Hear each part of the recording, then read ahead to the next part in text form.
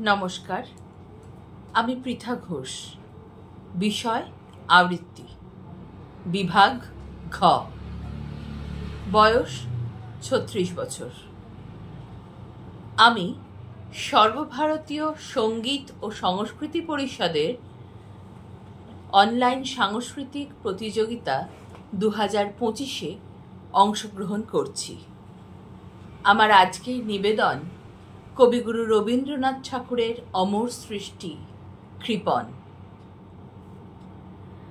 আমি ভিক্ষা করে ফিরতেছিলেম গ্রামের পথে পথে, তুমি তখন চলেছিলে তোমার স্বর্ণরথে। অপূর্ব এক স্বপ্ন সম লাগতেছিল চক্ষে মম, কি বিচিত্র শোভা তোমার, কি বিচিত্র সাজ। আমি মনে ভাবতেছিলেম, এ কোন মহারাজ।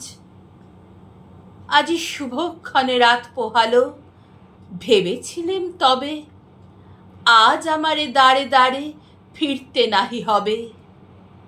বাহির হতে নাহি হতে কাহার দেখা পেলেম পথে, চলিতে রথ ধনধান্য ছড়াবে দুই ধারে।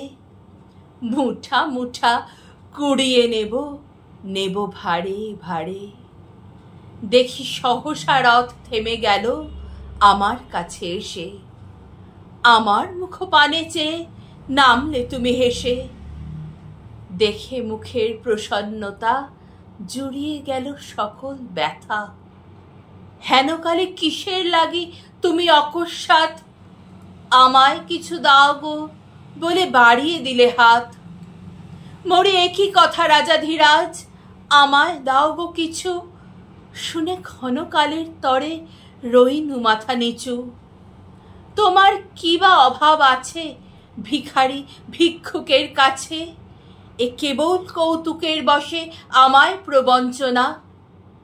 ঝুলি হতে নিলেম তুলে একটি ছোট কণা, যবে পাত্রখানি ঘরে এনে উজাড় করি, এ কি ভিক্ষা মাঝে একটি ছোট সোনার কণা দেখি। দিলেন যা রাজ ভিখারি রে, স্বর্ণ হয়ে এলো ফিরে।